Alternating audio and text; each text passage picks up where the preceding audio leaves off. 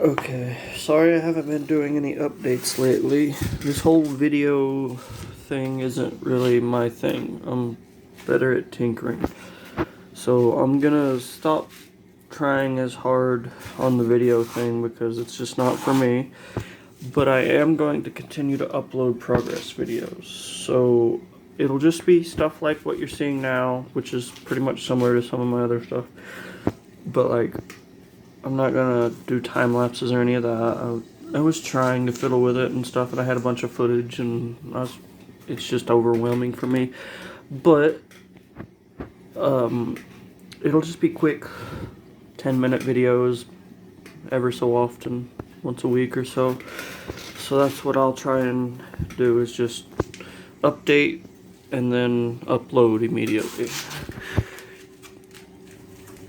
instead of editing or any of that, because I'm not cut out for that. So, as I said before, a lot of progress has been made. Yeah, I've got that figured out. I'm gonna clean it, but yeah, most of this is just tacked together. So, because I might change it up a little bit here and there, depending, as things go. I've already got these all bolted together and everything, and these bits on, and I have a rack. There we go. Yeah, and because I'm going with cable steering setup, it doesn't really matter which way I turn this. I could turn it this way and it'd be steering backwards, but you just flip-flop the cables the other direction. It doesn't matter. I believe I've already got these cut where I wanted. I had them tack welded together and was testing everything out. I won't know for sure until I actually make the mount for this diff, or not diff, rack and pinion, which I'm not going to do just yet. I'm going to wait till next month to finish that. I'm taking a break from all this again. But yeah, I think I've already got everything cut where it needs to be. And yeah, so either way, I'm hoping this works out to sit about here. But if not, that's okay. I mean, it doesn't really matter, like I said, with which way I end up having to put it and how, because it's cable. It's going to be cable. And the cables for it, if you're wondering, and if you're like, that ain't going to hold up, those are the cables. They're not thin bicycle cables or anything. I mean, they're thin, but like not. I thought about going with some automotive grade, like emergency brake cables for a car. But these are brake cables for, I think, a four-wheeler is what it was advertised. For the rear of a four-wheeler, I got two of them. They're 80 inches. I think I will have to modify because I couldn't find any with these tips. I don't know. These were cheap enough. I might experiment and find different cables and see what I like most, the thickness and how I want to route it and everything when the time comes.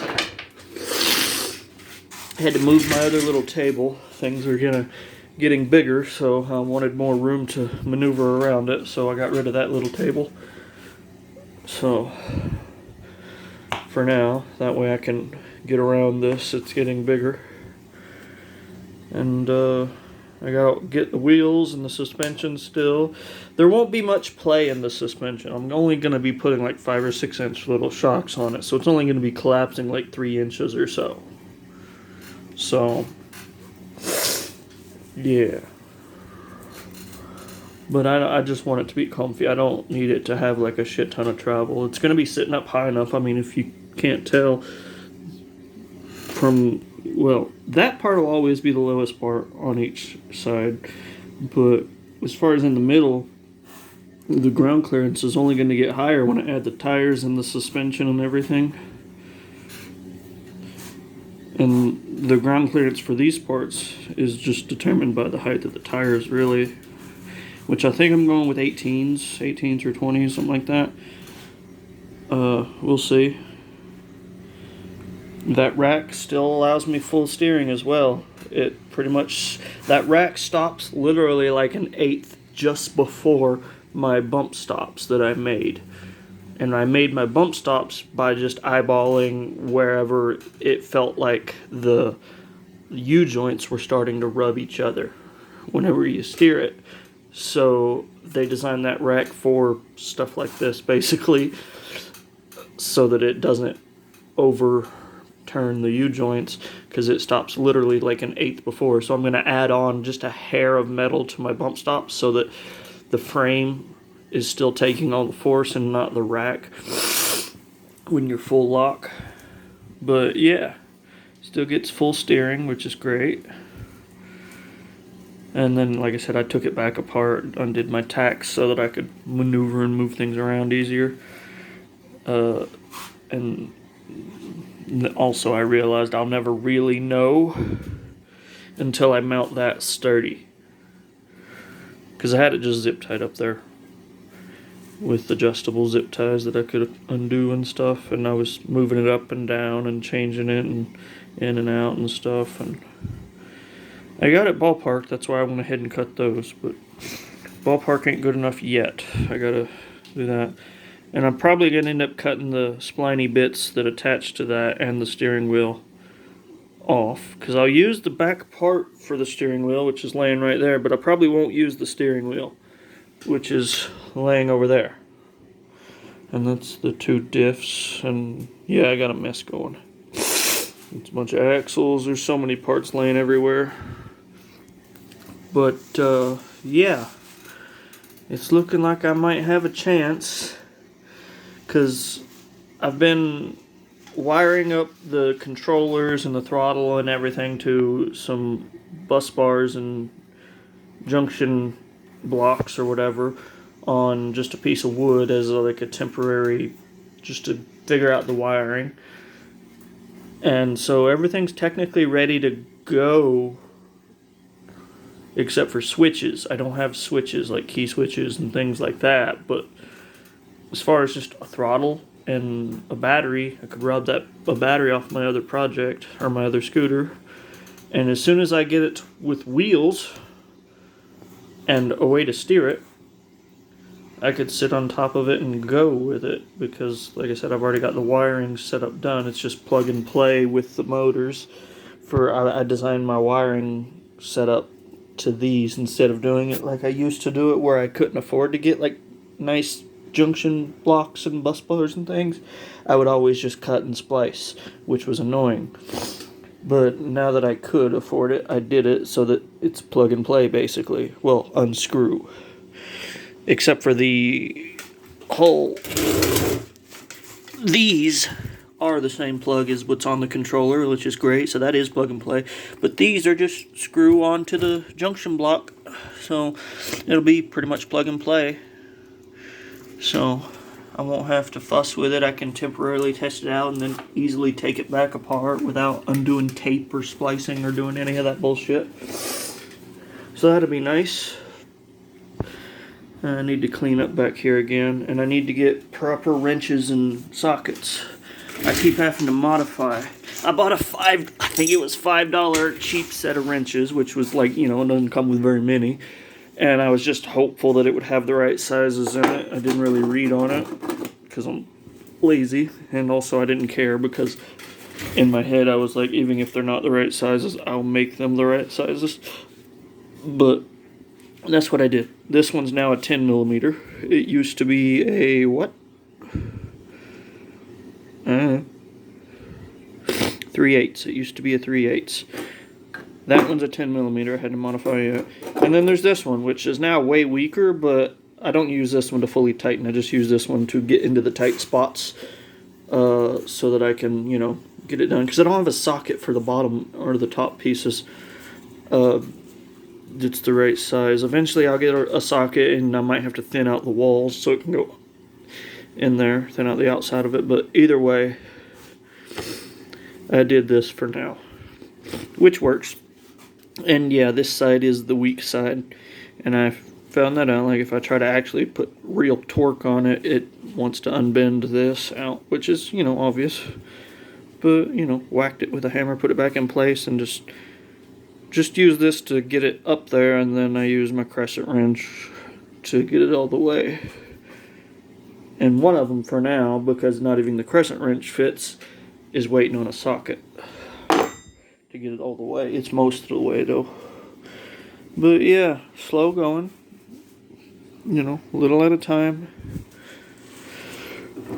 I'm tired and gonna be taking a break on this. I'm thinking next month I might go ahead and order the controller to the RC car project and go back to tinkering with that here and there. But yeah, so the back bit is still gonna get rebuilt. Well, that box frame that's holding the two axle housings. That's not even attached to this frame. Let's see. Why is it stuck there though? There we go. I don't know why it was wedged on there. But yeah. I just had it sitting there. And that's kind of jank made. I don't like it at all. It works, but yeah, I don't like it. I'm gonna redo it. I redid the front one a few times before I settled on a good design. But I've already got the swing arm made, or at least the upper half. For the rear one, I've got the lower half, the supports, the triangular bits made. But I don't have it for this because I don't know where they're gonna go yet. I keep rethinking that, which is fine. But I did go ahead and finish or tack up the suspension itself, or the pivot points, the hinge, and I have those on there. It's not all fully welded. It's just, you know, 4 points of contact, 2 on each side of each of those plates, and it pivots. It's a long swing arm, but that's because I'm going with short shocks. Little cheap, shitty shocks for like, I don't know what they're for. Like tiny things. They're only rated for a couple 100 pounds or so or something a piece. So I think a longer swing arm gives me more of a chance that if they're too stiff way out here, I can move them in. If they're too soft here, then I don't know. I'm making this all up as I go, as you can tell. So, but I don't think they'll be too soft. But they are soft swing or suspension, which is why I'm not going to be mounting them at any other. They're going to be as straight up and down as I can get them.